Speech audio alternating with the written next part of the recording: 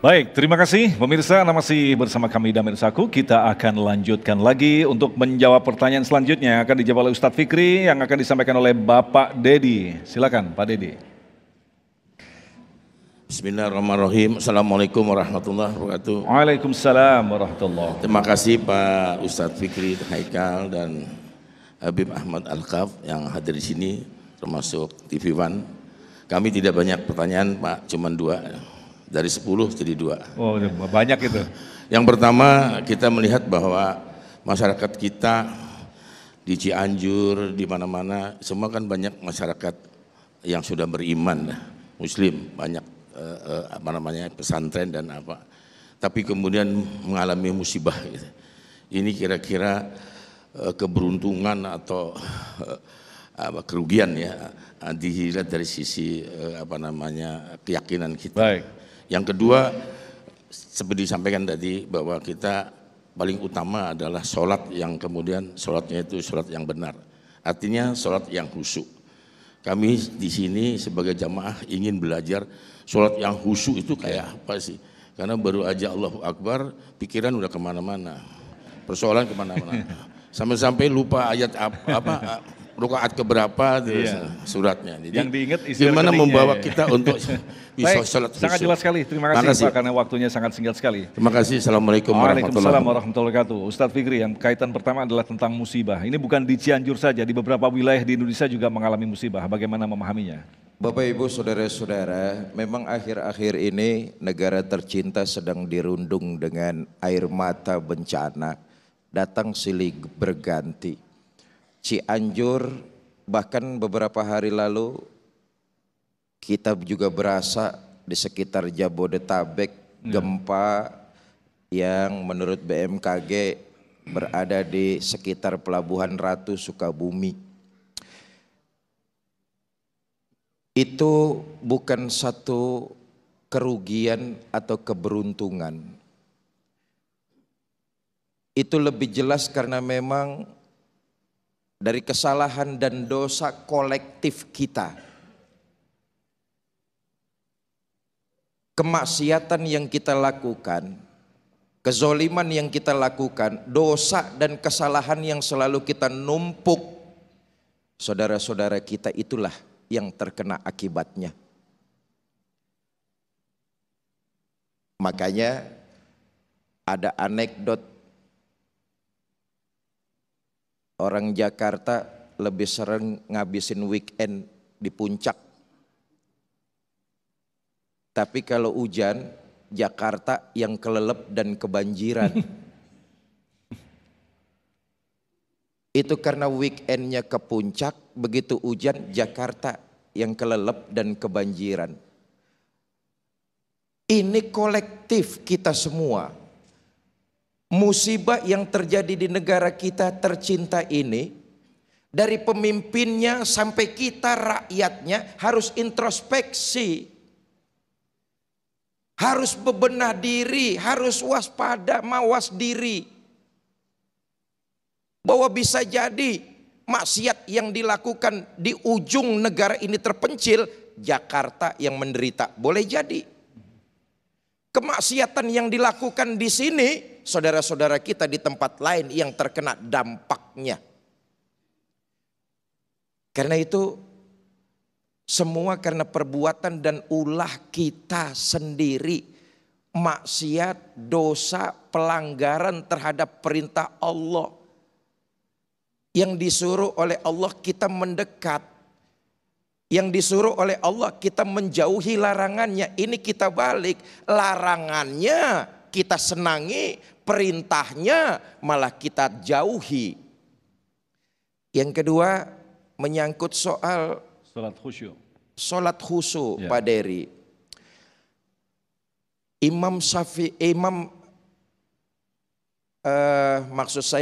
Nawawi Al-Bantani merumuskan tentang khusyuk pada tataran terendah. Dalam sholat itu kita begitu Allahu Akbar menghadirkan Allah dalam hati kita. Paling tidak itu saja. Sebab nanti akan naik tingkatan-tingkatan berikutnya.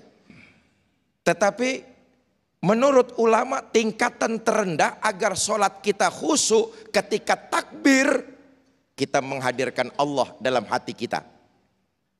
Seterusnya, nah baru kita bicara seterusnya. Seterusnya Pak Dery, kita semua berusahalah memahami dan mengerti arti bacaannya. Supaya pikiran kita tidak melanglang buana, tidak ngayap kemana-mana. Maaflah, selama ini kan kita apal suratnya, apal bacaannya. Betul apa tidak? Tapi sedikit di antara kita yang tidak tahu artinya. Karena itu berusahalah ini untuk mengikat hati kita supaya tidak mengembara kemana-mana. Emang setan paling demen tuh kayak begitu tuh. Kita berusaha, Allahu Akbar, hadir Allah di kolbi kita, di hati kita. Begitu selesai aja niat, ingat kunci tadi ditaruh di mana ya. Setan paling pinter kayak begitu tuh. Ndilalah, ndilalah ngerti ndilalah. Begitu sholatnya selesai, sholatnya batal, kuncinya ingat ditaruh di mana. Cuman biar sholat kita nggak khusyuk aja. Setan paling demen godain hati kita itu supaya kita nggak khusyuk. Karena itu strategi setan kayak begitu tuh. Nah di antara yang kedua Pak Dery, berusahalah saya, bapak-bapak, ibu-ibu, kita semua untuk mengerti arti yang kita baca dalam ibadah sholat kita. Baik. Nah yang ketiga kemudian, kalau kita sudah mengerti, memahami, coba menghayati bahwa tujuan kita tidak lain dan tidak bukan mencari keridhaan Allah. Sholat itu penting. Enggak kalah pentingnya juga di luar kita merasa kehadiran Allah. Nah ini puncaknya nih Pak. Mendirikan sholat itu ya? Iya. Pak. Sholat, ketika sholat kita yakin seyakin-yakinnya. Andai kata kita tidak bisa melihat Allah, tapi yakinlah Allah melihatmu. Kan begitu tuh. Tetapi yang sama pentingnya adalah penjabaran ketika kita selesai sholat. Kita merasakan kehadiran Allah dekat dalam hidup kita. Apa yang kita ucapkan, apa yang kita perbuat, apa yang kita lakukan akan kita pertanggungjawabkan di hadapan Allah Subhanahu wa taala. Itu Habibana tadi katakan tuh. Jadi ketika sholat kita merasakan kehadiran Allah, di luar sholat kita tetap bisa merasakan kehadiran Allah.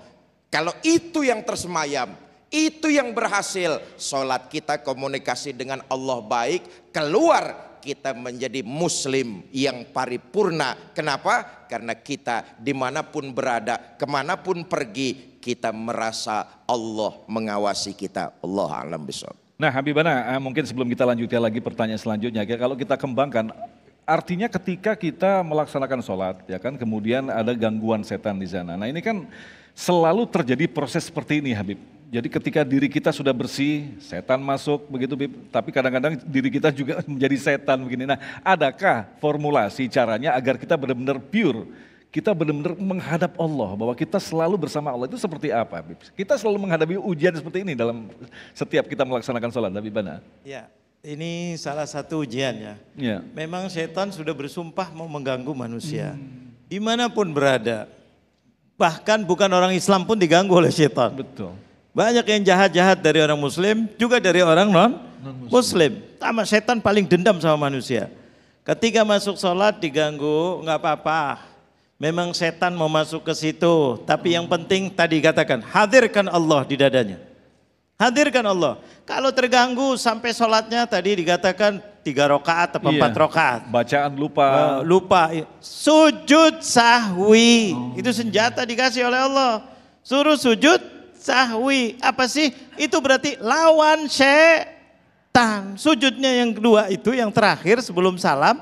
Namanya sujud sahwi untuk apa? Saya melawan setan. Walaupun diganggu, saya berpihak dengan Allah. Setan aku sujud. Kenapa sujud?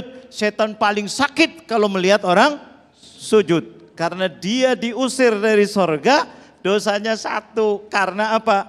Tidak mau sujud. Makanya Allah kasih. Jangankan kita, Nabi Muhammad pernah. Nabi Muhammad pernah sujud sahwi. Ketika ditanya sahabatnya, apakah ini sholatnya dikosor apa enggak ya Rasulullah? Tanya betul. Ketika betul ini suratnya kurang. Rasulullah langsung sholat ditambah. Di akhirnya sujud sahwi. Diajarkan untuk kita.